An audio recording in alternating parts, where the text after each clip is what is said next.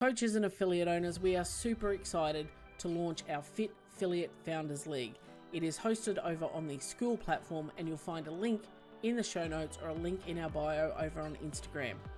This is a group where there will be higher level conversation, higher level thinking, critical thinking, creative thinking, a little bit of fun, but the end game is everybody is helping everybody else be better. So I'll see you over there. And welcome back to our next episode of the FitFilliate podcast. Joined as always by my partners in crime, Tony and Andrew. How are you, gentlemen? Fantastic. How are you, Lisa? I am great.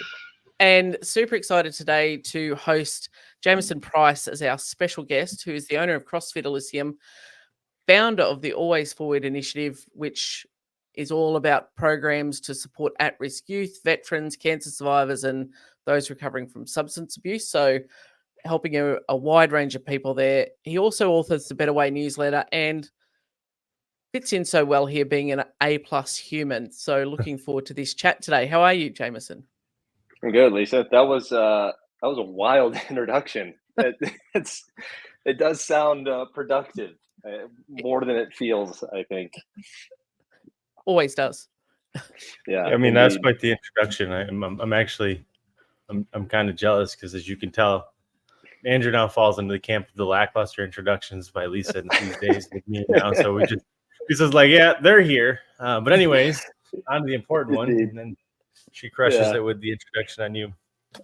Indeed. I would say an important missing part of the introduction is that I'm Andrew's friend. So that is true. It's one of the most important parts. So that's we tossed. We should have included. We tossed around opening a gym together one time. We did do that. Had no classes, but was going to be a CrossFit affiliate. We had this like elaborate plan, and he was like, "Dude, let's do it. I got the spot." And it was fun. And I feel like if more, especially dudes, I'm not saying like ladies don't do this, but I think dudes just sit in a room all the time and like, dude, what if, and I think that's healthy. It never amounts to anything, but it was fun. Yeah. You never know. You never know. I saw a meme the other day, or no, it wasn't a meme. It was Barstool posted where they're like, the wife was like, "What did you do for 48 hours with your best friend?" And he kept saying, "You always say nothing." And he's like, "All right, you really want to know? We thought of every baseball player with the last name R. We created a series, and we ran 28 games in a row, and then we ate pizza." Yep. Pretty accurate. Yeah, indeed. I was gonna say, yeah, I'm sure women get together, girls get together, and they do dream and they do co-contribute, but I think that like the vast majority of when guys get together, it's not as productive as it is when like you two got together and decided to create a business. They do decide to spend 48 hours figuring out who played baseball whose last name started with the word R. But I do think more and more business owners should get together and just brainstorm. Even if you have zero intention those ideas coming together, the creative process of that I think is incredibly rewarding and undervalued and underutilized. Yeah, for sure. Yeah, I think that's the case because I mean, really, we started having that conversation because of a mutual connection to the geographically to the space, because I'm only like 35 minutes outside of Pigeon Forge, Gatlinburg, Sevierville area, just heavily touristed. And then Andrew had like a cabin or an Airbnb or something like that in the area. And so the conversation started as like, there's a problem in that area, which is that there are 0 CrossFit gyms. And it is one of the most heavily traveled areas in the entire country. Like, let's solve the problem. And let's find a way to solve the problem in a way that means it doesn't really take that much from us once it's off the ground. So like, while maybe that didn't amount to anything, it really did get like my wheels spinning in a way to think about the same concepts in my current affiliate.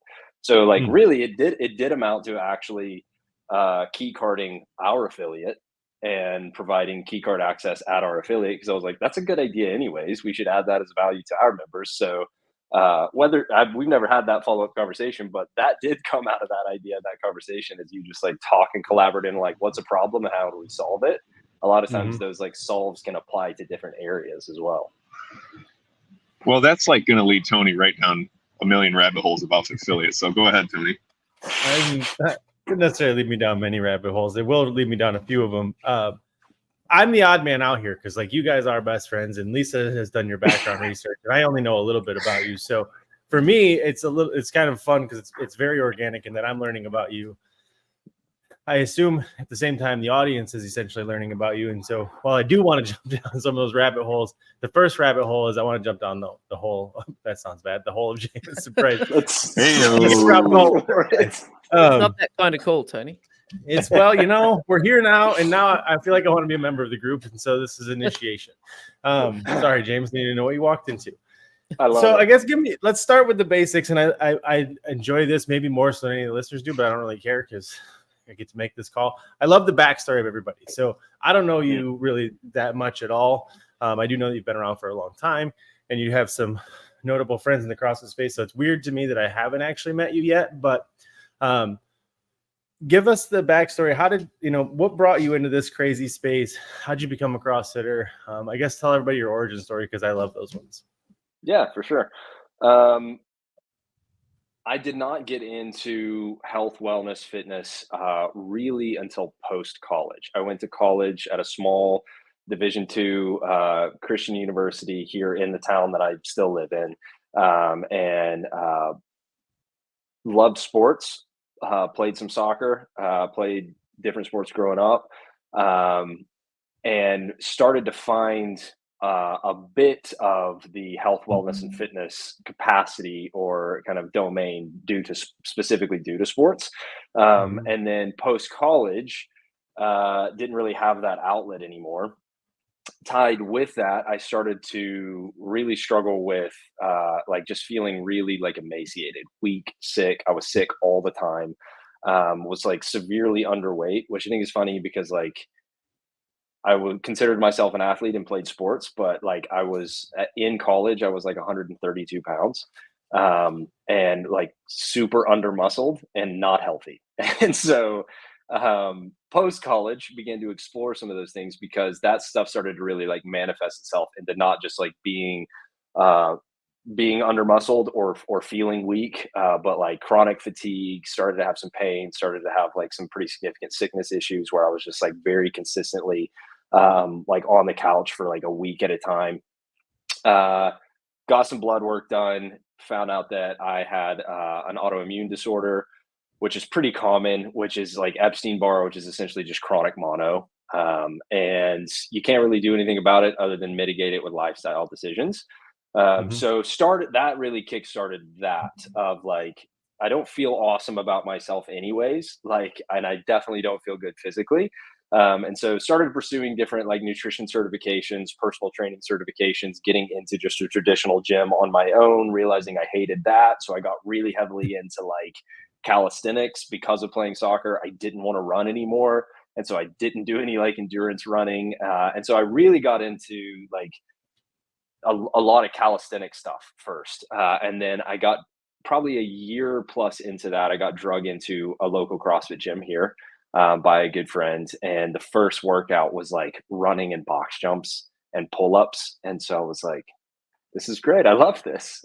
And so I went back again. Written for me. I went back again, and like, I'm pretty sure we did, it wasn't the total, but it was just like a weightlifting day. We did like bench press and squats, and was embarrassingly incapable in that way. And so that, I think that's most people's origin story into CrossFit. Like you go and it's just like fire hose to the face, and you're like, what did I just do? And then I left and started the rabbit hole of the CrossFit Journal, digging into stuff on YouTube and different content.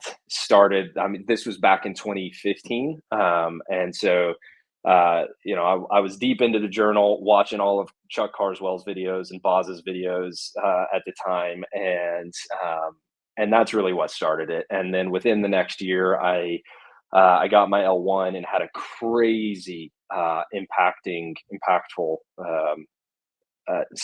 like set of seminar staff at that. Chris McDonald was my flow master, and I had Dave Eubanks as well. And it was just like super heavy hitting. And I just sat there, and again, like kind of just wide eyed and like, what did I just learn? And so that was my origin and my entry into the CrossFit space specifically. And I worked at that gym that I had gone to. I worked at it for a handful of years. Ownership transitioned. The owner moved away. A couple different transitions occurred. And then in 2018, it shifted to, there was an opportunity to essentially take over the gym. So that gym shut down. We started our gym at the time. And so we have been running our gym. And I had business partners when we started, and now it's just myself and my wife. And that's been since 2018. So we actually, next Monday, it will be year 6 for our current gym. So that gets us to today. I think there's lots of other like offshoots from that, but that's kind of the CrossFit specific story. Maybe the nostalgia. I just always think the origin stories of CrossFitters is fun because, for one, I love how similar it always is for all of us. I mean, the backgrounds are always very different in terms of like how we ended up here, but then everybody experiences the exact same thing. And then I suppose if you're here, it's a little bit biased, right? Because naturally that means that you loved it and you kept doing it. Right. But all of us, you're like one of the first ones though, who's mentioned that like they liked their first workout, because most people are like, that was the worst thing I've ever done. I'm never doing it again. And then for some reason we all went back. You got that on your second. Indeed. Well, congratulations on 6 years of taking over the affiliate. It sounds like things are going well. It's fun for us to bring affiliate owners on here because I think we tend to maintain a platform where I think people sometimes might think that, we don't understand it or it's not relatable. So it's fun to bring an affiliate owner on here because I'm like, oh, wait, they do speak their language and they get it. So that part of it. But the thing I'm the most interested in is not so much the affiliate, but it's the always forward thing that you put together. And I guess that kind of brings us back to the first part of that conversation, which was, brainstorming with Andrew, although this is a little bit different. Tell me a little bit, or where did the idea for this come from? Or I guess let's start with the basics. Give us the elevator pitch. Give everybody the elevator pitch of what Always Forward is, if they don't know what it is, and then we'll come back to where the idea came from. Yeah, in the simplest terms, it is essentially leveraging what we do in the affiliate and giving access to what we do in the affiliate to people who experience barriers to accessing it, whether that be because of a lack of understanding or awareness of what we do, or very specifically financial barriers. So pulling from a Glassman quote, like, if we really believe that CrossFit provides a simple solution to the world's most vexing, a simple and elegant solution to the world's most vexing problem, which I really do believe, then we should be addressing those problems head on. And while we are addressing the problems generally of chronic disease, and I would go much further than that to just say like problems of isolation and loneliness, of people not being in community together. I think we're addressing problems of like chronic mental health disorders through the way that we train very specifically in the affiliate and the affiliate model. We're doing that for a demographic of people who first of all, can afford it. Because as an affiliate owner, you shouldn't undersell your product. So in order for it to be lucrative and viable, you need to run it like a business, which means you need to charge the appropriate amount of money for it, which does eliminate a pretty significant portion of the population who truly can't afford that. And so for us, we live in a relatively low income, very small town. We have about 8,000 people in our town. Our county's a lot larger, but our town is about 8,000. And our average income is for an individual is in the 20s. And for a family is not substantially higher than that. And our poverty rate is higher than the national average based on the populace. And so we kind of knew okay, that is also paired with the fact that we live in a wildly sedentary town. Activity is to be found nowhere. Up until very recently, there are no public parks. There are hardly sidewalks anywhere. And we live in the kind of place that if you see somebody on a bike, like, you don't really know how to drive around them because it's so rare. And so it's a very sedentary town that is like that's pretty stuck in a lack of progressive thinking toward proactive healthcare. So we knew that if we wanted to address both those problems, we had to make it accessible without going, okay, just pay whatever you can, like pay whatever you can afford. So the Always Forward initiative was essentially a solution to how can we raise funds and systemize it in a way that makes it fair, above board, and measurable to address those needs. And so we wanted to target very specific at-risk demographics and not just like the random person who just can't afford it, essentially.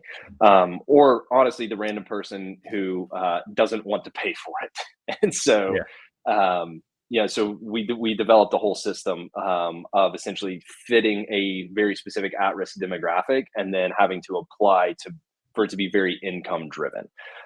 So ultimately it was, I really do believe this thing is a solution, a massive solution to a vexing problem. Let's find the people who are potentially most vexed by those problems and figure out how to get them access to the solution that we say we provide. I love that. You walked right into a couple of things I wanted you to walk into, so I'm really glad that I didn't have to take you back there. The first part about this is that hopefully a couple of things. One, if anybody's ever listened to this podcast and maybe you've listened to some of the episodes, I'm very vocal about essentially effectively creating that barrier to entry, right? In terms of like not necessarily trying to price yourself to be accessible to everybody. In fact, pricing to your absolute necessity, but most people get the necessity part right because they figure out what their rent is and what their utilities are, and they're like, okay, I'm rich now, and that's where they set the prices. But what I mean by that is essentially building a business that builds your quality of life, and that no doubt requires you to charge a substantial amount of money or have a sizable amount of people. And in your situation, you don't have access to a large demographic, and on top of that, the demographic you do have access to is relatively or remotely disadvantaged financially. So I think that part of it is incredibly cool because for a few reasons. One, the first reason is that for affiliates like yours to exist, the affiliate model as it was designed has to exist. Meaning if you tried to systemize, standardize, or even just, baseline the affiliate model, it would completely remove it from areas like yours, right? Like you just couldn't be like, okay, here's what it takes. You got to have 300 people to open up. It's going to be $150 per person. And these are your classes and this is what you're going to run. And like, this is the thing that most affiliate owners are essentially accidentally asking for. But like, you couldn't put an affiliate in areas like that. Now, there's one side of it. The other side of it though, and I guess we could talk about both these things, is that you have separated the conversation almost to a certain degree. And that like, I run my affiliate this way, knowing full well that not everybody can take advantage of it. And you've created this new, I'll call it charitable approach, but this new approach additionally, or alongside to also get people more access to it. Is that fair to say? Yeah, for sure. And so one of the things that I think is cool, and hopefully anybody listening to this has this eye-opening moment, because I was aware of Always Forward before I was aware of who you were, essentially, in this exact conversation, because I get brought into pricing, restructuring, and resistance conversations weekly, daily, if not more, from consults or otherwise. And so everybody goes about it the opposite way, right? They're like, they want to lower their prices down. They want to get to this point where they end up in this problem where they're like, okay, we're accessible to everybody, which is altruistic and justifiable, but they're not making any money. The gym's not making any money. It's therefore the whole thing is at risk. And then on top of that, because it's at risk, they can't do the most for the most amount of people. And so it sounds to me like you have addressed going a different route, which is like run the business. And then when the business does well, it allows us to do right for the right people who can't afford this thing. Yeah. Like this is a piece that's missing from so much of the approach of this broad stroke solution to the affiliate model, I think, which is very cool to have you on for that reason. Yeah, I agree. I think to that point, we have never raised the amount of money necessary to actually support the expected costs of the people we have in the program. So there is this like parallel of, there is not a pressure, but the privilege of the gym being autonomously healthy allows us more flexibility to go, Absolutely. we can bring these people in at a fraction of what it should cost. And so we're not bleeding all of the funds that we have fundraised. And so, you know, in theory, let's say we have 20 active people inside of our initiative inside the gym. Like we may be, and let's just say we attributed it it costs $100 a month for them. We may be getting 50 a piece from each of them based on the funds that are available. But again, like, we have to be really wildly committed and bought into the fact that we think we're doing the right things for the right reasons, and then try to surround ourselves with the kind of like transparency and accountability to go, this is not just a ploy to feed more money to the affiliate. So we want to make sure we have appropriate people on a board that help us evaluate and analyze what we're doing, that we're doing the right things for the right reasons. Because locally, that is what it looks like. Because people who are local, who don't really know what type of transformation happens inside of a CrossFit affiliate, it just looks like we're trying to raise money so people can go to the gym and work out. And that seems like nonsense to a lot of people. And we have just gone like, I'm okay with that. I'm okay with it seeming like nonsense. I'm okay with the fact that people don't understand. But we very much lean into the concept that physical training is the Trojan horse for overall transformation. And so the kind of transformation we see happen, not for just at-risk individuals, but for everybody who comes into the gym, is so significant. And we want to give access to the people who maybe do circumstantially need that the most. So like, we're okay with the fact that people misunderstand it. And then at the same time, want to do our due diligence, backing ourselves up with the kind of transparency and accountability necessary. So it doesn't, so we're never actually at risk of just going like, let's just pump a bunch of money through something that seems altruistic into our affiliate. I do see it much more the other way around, which is like the affiliate has responsibility for being autonomously healthy so that the affiliate itself can also support the initiative, not so that the affiliate is viable because of the initiative. So that's been a big component we've just talked about even recently, is going, I want to be able to do this no matter what. If we raised $0, we should be able to do it anyways, which means the pressure is on the affiliate to be healthy. And we should never depend our operational circumstances as an affiliate off of the Always Forward initiative, raising money or not raising money. So it of course helps the bottom line. To your point, I believe right now we have 15 active individuals. And if we have 15 active individuals at our average revenue per member of $150 a month, that is like definitely not nothing. That's like $2,200 a month. So if the initiative can raise that, amazing. The initiative has not raised that, but we do probably pump in about half of that into the affiliate. So I don't know if that like continues to open doors or walk into certain things, but it's definitely what you suggested, is that like the affiliate has autonomous responsibility to be healthy on its own.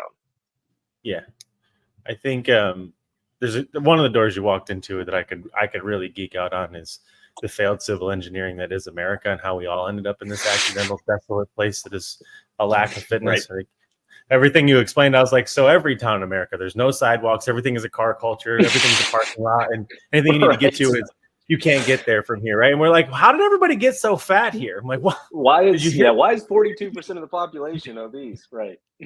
Turns out walking wasn't really a bad thing, guys. Might have evolved to do it. I love my cars. I love cars, but also very aware. We could spend a lot of time talking about that. The reason why this conversation is cool is that, disclosure, Jamison's not a FitFilliate client, but you are essentially the avatar, the ideal FitFilliate client.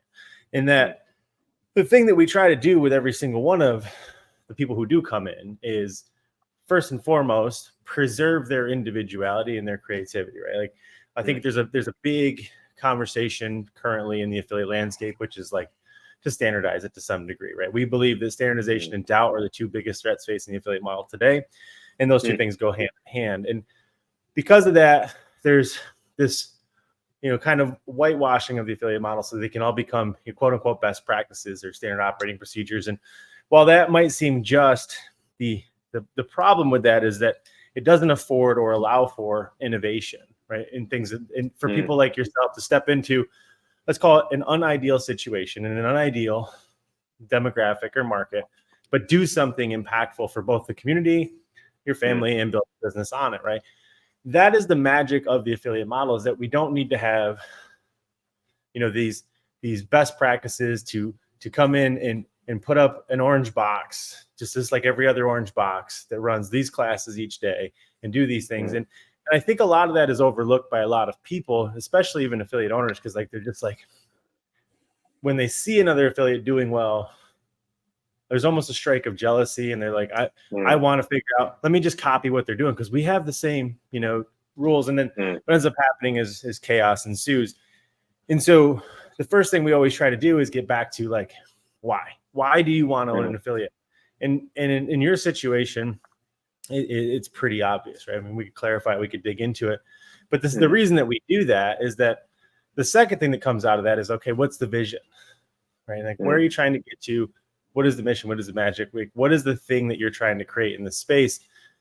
And that usually results in blank stares, right? They're just like, I would like my business to not go under. That's my vision. Like, that's not a vision, right? Like, that's an avoidance strategy. And so when we start digging, we start pushing, we start asking some better questions, they almost always have some degree of a conversation, kind of like Always Forward, where they want to, make an impact. Like and the reason we go back to civil engineering, my big focus was I wanted to restore a pedestrian culture back to that. Like, you take a bunch of people who, like, even if there was sidewalks, they couldn't walk down the street, right? And if they did, they'd be so out of breath, so sweaty, so whatever, it would make going to the store literally not worth it for them. So like, we had to bring that back.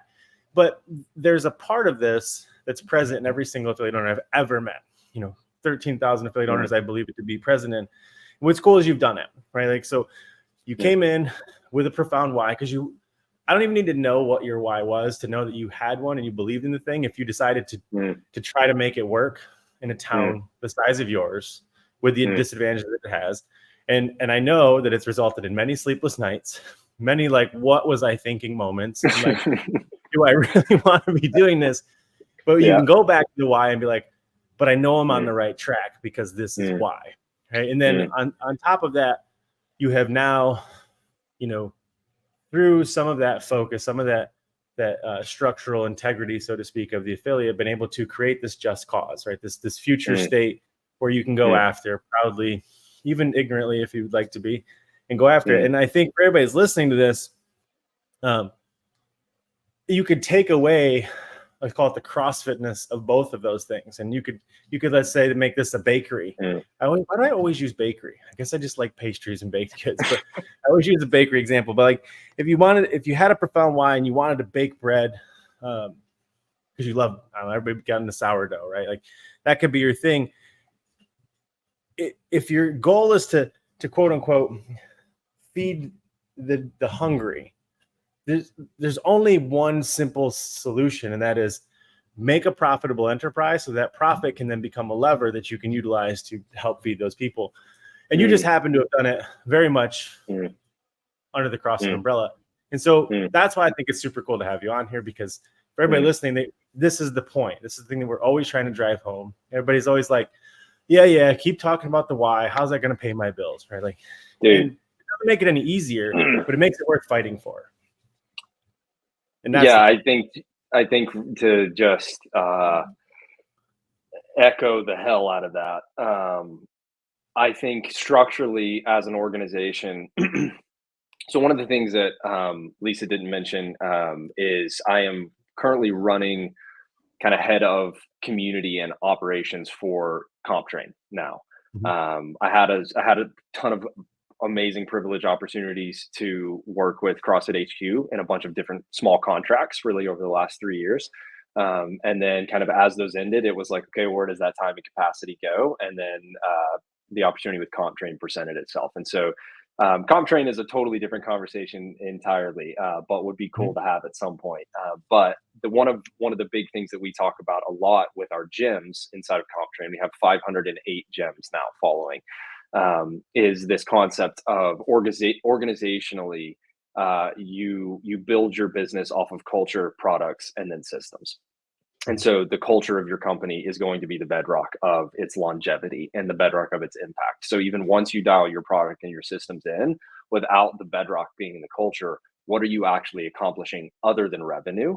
And maybe that's satisfying enough for some people, but like you said, for the majority of people in this business, it's not the point.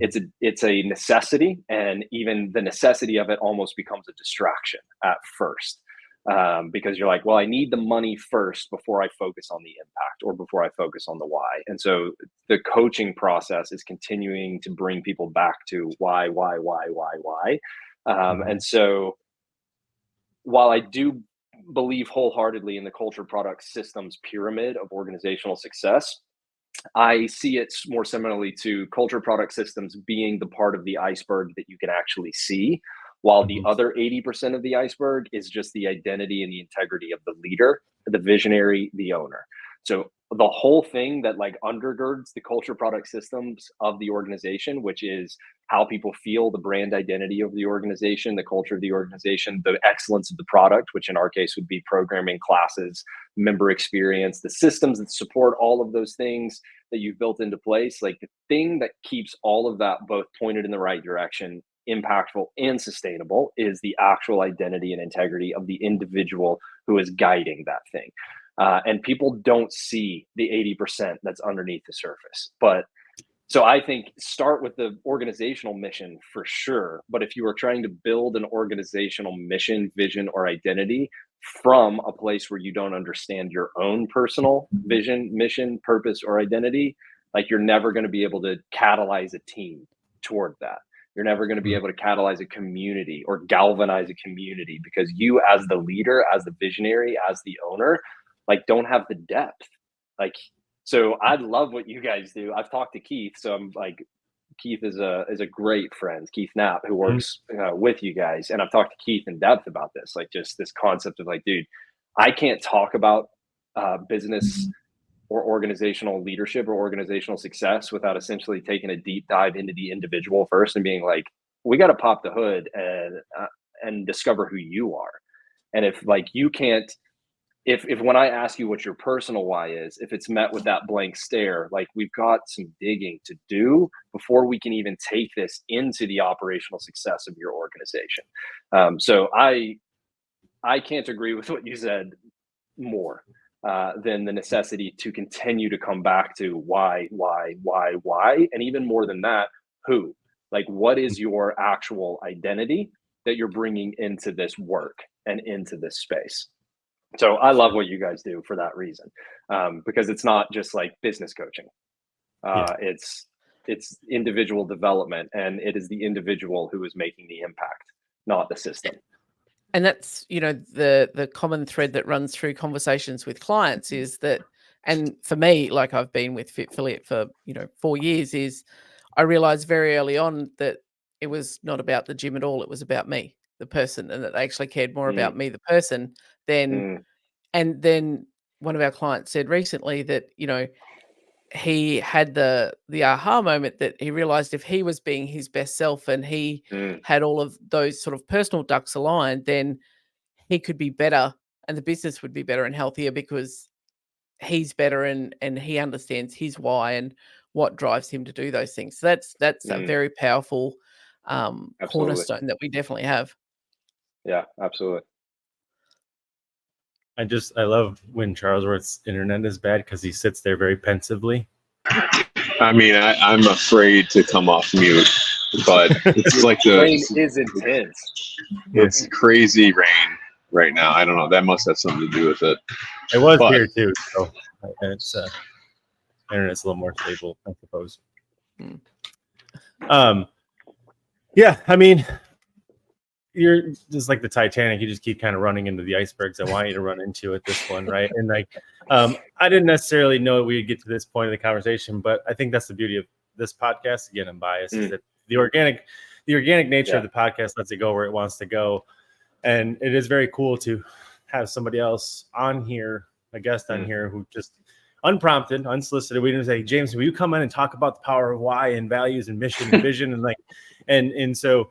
I think it's cool that we ended up here, and that just to your point about, cultures and the bedrock of businesses, right? Like authenticity is essentially undeniable. It's unfakeable, right? And so you can try to be all these things for all the right reasons, but if it's not the thing that drives with you, it's a very, very difficult charade to keep up. And as it applies to business, you're 100% right, and that's a great example, right? Which is, the bottom of the iceberg, that which you can't see. And the reason that we take the approach that we do is 100% that for two reasons. One, like our belief has always been the same, and that is the purpose of every business, regardless of what industry you're in, is to improve the quality of life of the owner. Well, that conversation in and of itself is so absent of most business owners, because they're just like, no, I'm going to build a business and then that's going to fix my life. Good luck, right? But that's the reason why when you sit down with 100 other business owners, 99 of them are just bitching the whole time, right? They're just like rent, bills, taxes, president, campaign, you name it. It's everything under the sun. And so when someone comes in, and the reason we can only take the people we do, maybe it's a bad business model on our part, but like the thing that we're searching for is there a glimmer in you? Because it's very easy to get into business. It's very difficult to stay, right? Like, and the thing that proves to be the staying power is, do you have a profound compulsion to remain in business, or did you think you had a good idea, right? Like, and there's nothing wrong with having a great idea, but if that idea is not backed with some degree of your authenticity and the thing that is, essentially calling forth through you, like you're going to have a hard time pushing through those sleepless nights and that uncertainty, that unknowingness. And then when that does come, you're going to be like, what's the easy button, right? And so you buy the systems, you buy the process, and to your point, you layer on that top part of the iceberg, being like, I fixed it. And then the whole iceberg just flips over, and now your ass is above water, and you're just like, uh-oh, right? And this is a huge problem for so many people. They're like, oh, what do you mean? I did everything. I'm like, well, wherever you go, there you are, right? Like, and so not only does the person behind it have to have, a profound why, that same thing is that person they do create the culture, but they do also create the limiting beliefs. They do also create the resistance, the barriers. They do create all these things that they are accidentally or even unknowingly creating or doing. And it's so vital to get to that point. But, for us, having someone like you on here who does it, it's easier for people to see it when they're just like, oh, like that's an example of a person who's not only working on their business, but because that business is getting better, they're able to pursue this, altruistic approach. But that's only possible because the person behind it has a profound compulsion, and that part of it can't really be overlooked or understated. Yeah, I agree completely. I think if I were to draw parallels between the health of my individual life, the integrity of my individual life, the clarity of my individual identity, the ability to put pen to paper on my statement of purpose, and then draw parallel lines between the health of the affiliate and all of those same metrics in the affiliate, they are entirely aligned. And honestly, I wouldn't want them not to be. Like, I don't want to get away with organizational or business success, because that's frankly just going to point me personally in the wrong direction. Like, I would rather not be distracted and end up down the road of organizational or business success just to find a personal emptiness or a personal lack of alignment. I mean, to say it in a simple way, like the worst versions of me have ended in the worst versions of the affiliate, and vice versa. And like, it really is the right things for the right reasons thing. And I think the right reasons also yield the right results. And without a principled or a stated purpose or a stated identity, you don't really know what those reasons are. Like, it's the right things are pretty objective. Like those are more like societally or from some external source. The right things are kind of given to us. Like we kind of just know the difference between doing the right things and the wrong things. But the reasoning is much more subjective and individual. So right things, I think we all know. Right reasons, like that's on you to figure out how to voice. What are the reasons? And then I think the right reasons are the things that actually yield the right results. And that's been really key for me. And I mean, honestly, I see it in kind of an outflow of like myself to the team and then the team to the community. And so the way that our team interacts and that our team feels at the affiliate is my first metric of whether or not I am personally aligned. If we are experiencing the opposite of the kind of culture that we have put in place as a team, whenever just our team is together, if my coaches don't feel like they can give and receive feedback, if my coaches can't voice their opinion, if the coaches and the team around the table are not open to healthy conflict, if we're not having fun together, like that's like, I got to look internally first. What am I not doing? And so, yeah, I mean, yeah, I agree completely. And I think it is frustrating and maybe an important point that like, you also can't just care your way into business success. Like intentionality begins, I think, at the point that your identity is formed. And so like, you can't just good person your way into like good systems and structures. Because I know a lot of really good people who haven't either chosen to do the work or surrounded themselves with the team that's good at the stuff they're bad at, to create good product and good systems. So absolutely, the culture begins with the leader, and then the culture begins with the leadership team, and then the culture requires intentionality to define it. And then at that point, you can start having the fun of product and systems. Like, how do I make my life easier with as much systemization as possible? Like, those things are way more fun, and also way less interpersonally tumultuous. Like, you think systems are hard? Well, dig into your, like, look in the mirror and dig into your own identity. Like, once you do that, everything else is easy. Like, at that point, it's like coaching feedback is pretty straightforward. Improving your class experience is not that complicated. Like, building a really solid member referral program, not hard. Creating an awesome onboarding experience, like, pretty easy, because your team and you yourself are unified behind what you refer to as that very compelling vision and that compelling why. Because but I do think it's important. I want to stop there. I think I got a brief from the internet. You know what, Jamison, that reminds me of like the Mike Tyson video. There's a video of Mike Tyson where he's saying that he needed to let go of that person that he was, and it hurts him because he feels like this new person is like a little bitch. That's what he said. And he's like, and I miss that person. Yeah. And I think we've normalized a lot of weird things in business. One thing that we normalize in CrossFit is that systems are dumb, or the hard way is the only way if you're not doing it hard. And I know I work with Bill Anthons for multiple. He's everybody knows Bill. If you don't know Bill, look up his stuff. He's amazing. And we found through a lot of searching about my individual is that I'm not comparing myself to Mike Tyson, but like I have an element of like I hate like the David Goggins voice. Yeah. Inside him, like I wish it didn't exist. Period. Because I don't like that person. But sometimes you need to let that out a little bit. And like I feel like that in business is the people don't know, like the easy way is not weakness all the time. Easy is not weakness all the time. Right. And that's I feel great. like you're kind of helping people. And also I want them to know, like, on the Always Forward initiative, don't confuse opportunity with happiness either. Like, some of the happiest people I've ever been around are poverty, inner city humans. Yeah. Right. I mean, You can go in there being a millionaire and you'll be like, why are they so happy? What's going on right now? What's wrong? You really want to see what's wrong with yourself, become a millionaire, and then go into a, Southside Chicago or downtown Flint or something, and just hang out and have dinner and be like, wait, why is everyone so happy? Don't they know what they don't have? Yeah, don't they know what they don't have?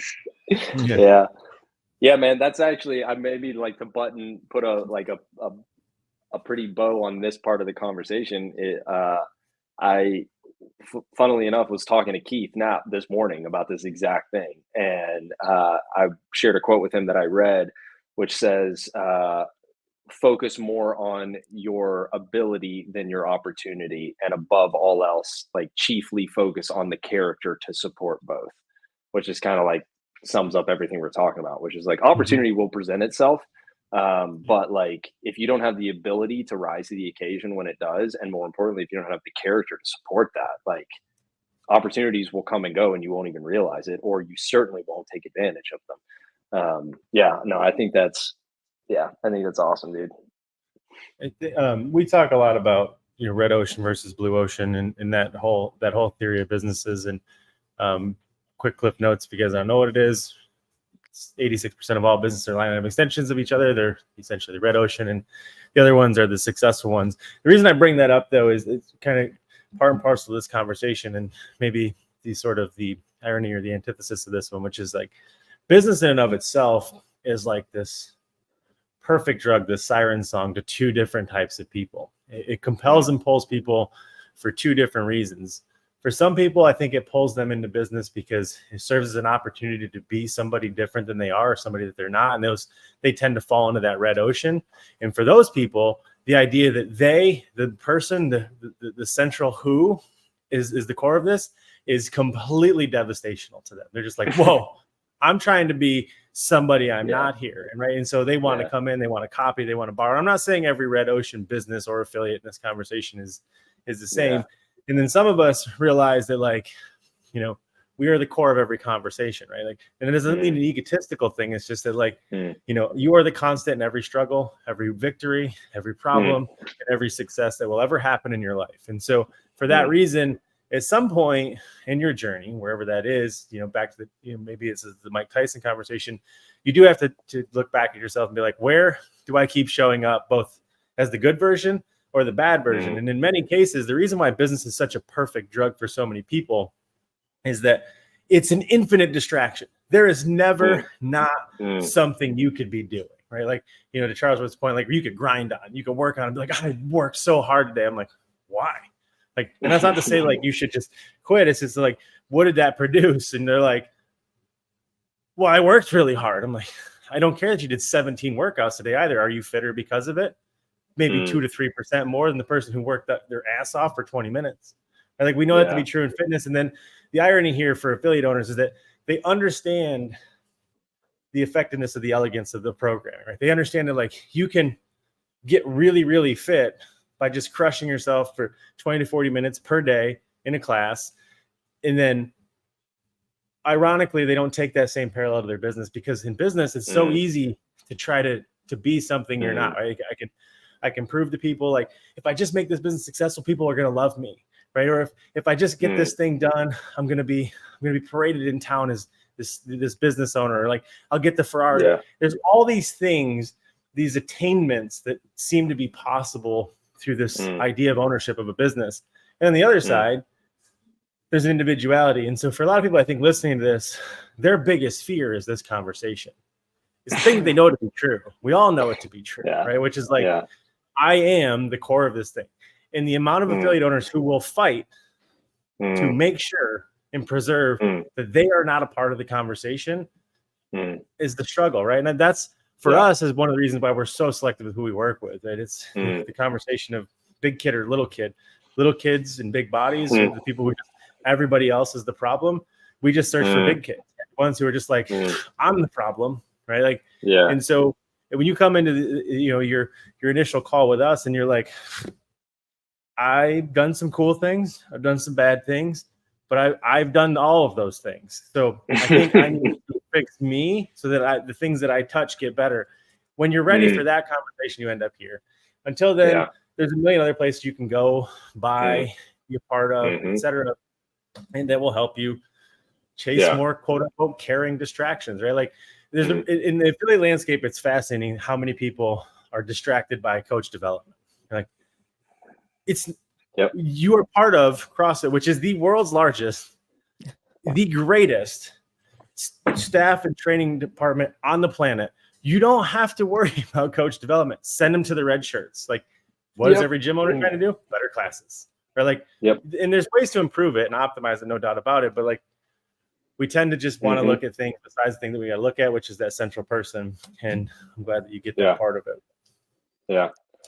Yeah. I think in terms of like just a plug for what you guys do, if people are listening to this and are trying to decide between a variety of mentorship programs, my suggestion would be to go with one that is focused on individual growth, individual responsibility, and individual development, rather than here is a PDF for every process, because you won't know how to use them. And even if you do know how to use them, you'll end up like flaming out or probably implementing them improperly if you don't actually start with the upstream issue, which is your own individuality. And so like knowing that that's where you guys start, for what it's worth, I would, if you're on the edge between FitFilliate and another option that's maybe more like buttoned up, packaged, and done for you, that is maybe easier at the start, but is not sustainable. And then I think it's important to assess the difference between fulfillment and success, because I think you can be successful and unfulfilled. And so like to your point, like I would just say like, hey, if you're that kind of person that this conversation just scares the hell out of you and you don't want to have it, go do something else. Like don't try to lead people through transformational processes if you are unwilling to be transformed yourself. And you can go do other stuff, like go start a company that provides residual income and recurring revenue by selling something that doesn't ever require you to talk to another human being. Like I know way more people that make way more money than I do and are way more successful than I am, quote unquote successful, that are unwilling to have this conversation. I would not trade places with them ever. And because I think success and fulfillment are different things. And it's also a constant iterative process to be like, no, I am choosing fulfillment. I am choosing to be content. Like I am actively realizing I am the sole person responsible for making that decision. And so like knowing that your all's whole business coaching process is essentially built off of taking responsibility for yourself and agency, I think is what is going to create the most long-standing impact that people could have. Because that's what we teach inside the affiliate. It's like we are redefining healthcare by being proactive and not reactive. We are putting back into the hands of the individual inside the CrossFit gym the responsibility for their own health. Because like that's where we've reached. We have reached the point where you are the little kid and you just want to make excuses for everything, and you refuse to take responsibility, and you refuse to realize what is in your control. There's a lot of things not in your control, but what happens for the most part in your body is in your control. What happens in your brain and in your mind and in the narrative of the story that you tell yourself, and certainly what happens as a result of the decisions you make and the responses you have to the things around you, that's in your control and that's your responsibility. The fact that your whole coaching system is built off of that is going to breed success if you're willing to do it, which is just so much harder. So, and it's easier for people to sit and say, by asking and saying, give me the answers to the test. And we've talked about this on the podcast before about it's a way of abdicating responsibility. So if it doesn't work, it's not me, it's the answers you gave me, or it's your fault because I did what you said. But, and as we've talked about before, if someone gives you the answers to the test and the first thing we do as humans is like, I need to tweak this here or adjust this there or whatever. So, well, no, you didn't execute on the answers. And half the time they're sitting there with all of the answers and still don't do anything with it until they're prepared to have the uncomfortable conversation of, Yeah. oh, this hasn't worked because it's me. Shit.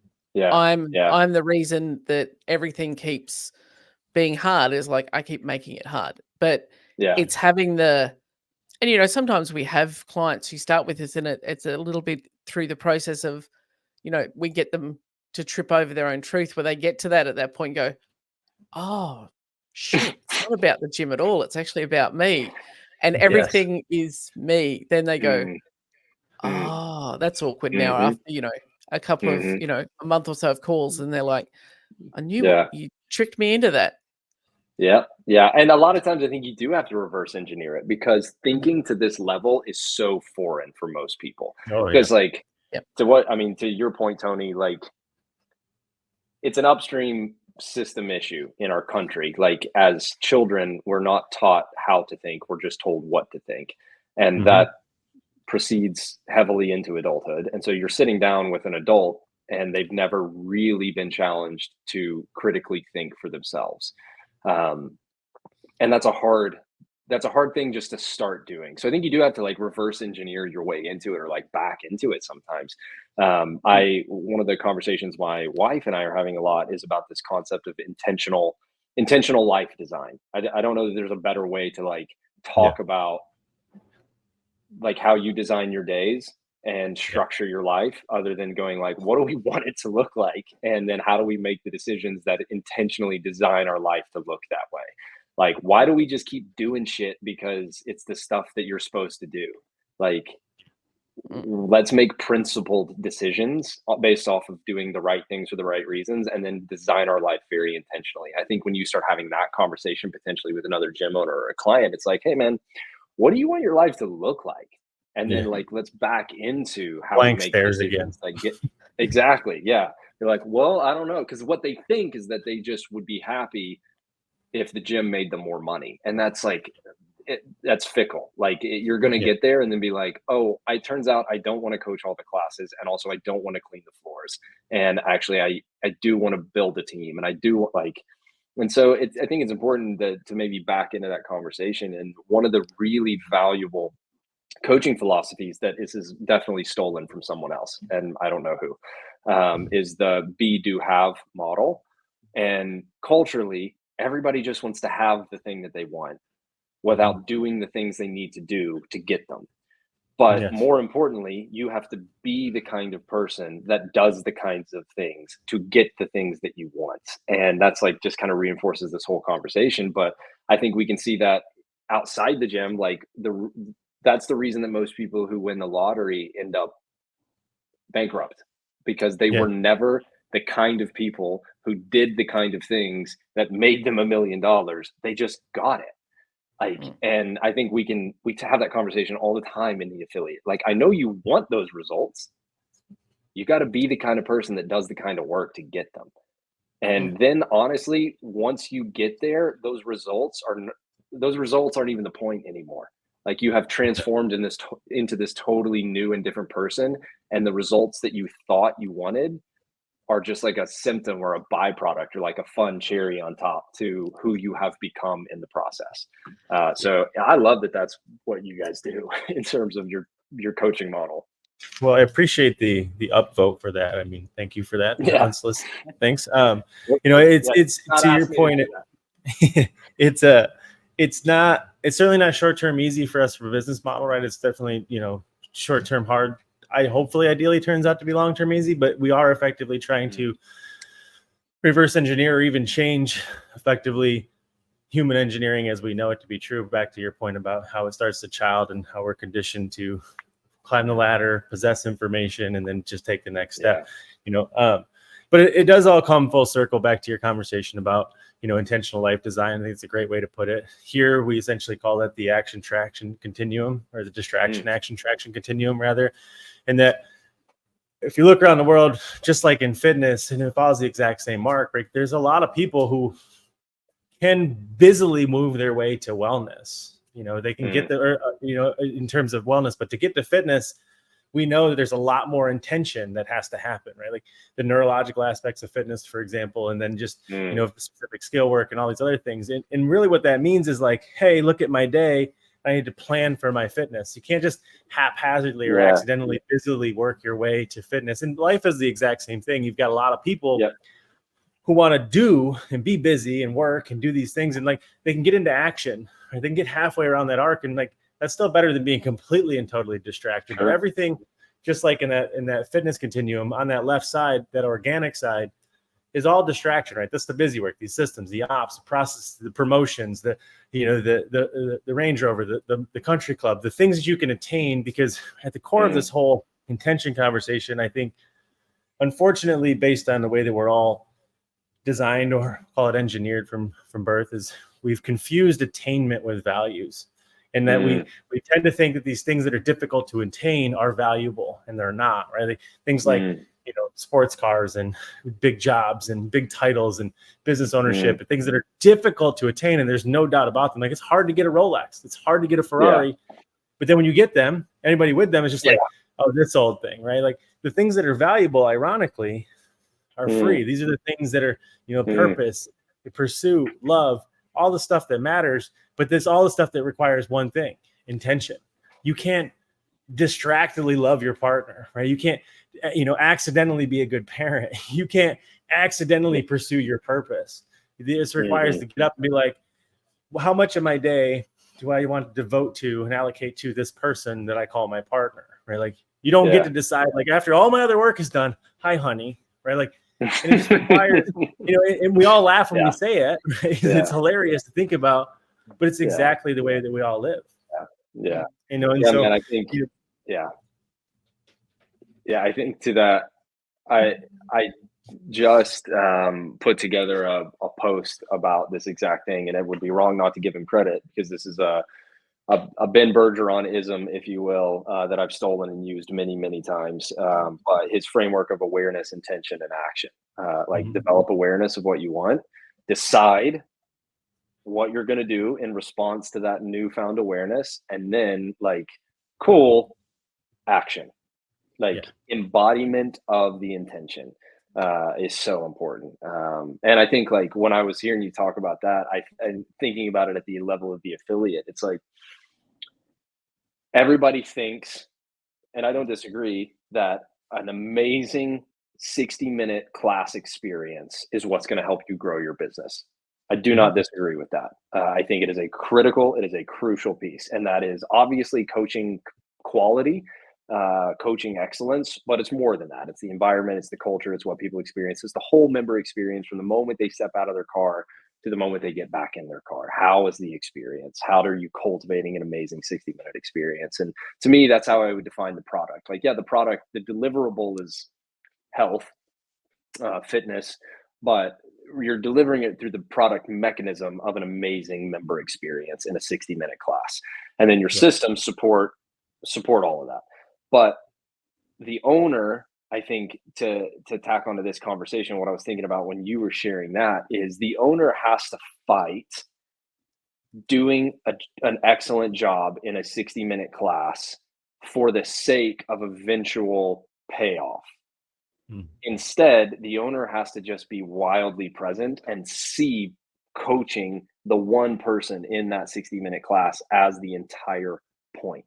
And that's the difficulty. Is like, if I crush this class and I create an amazing member experience day over day, week over week, month over month, I'm going to see an upward trajectory of growth in my business.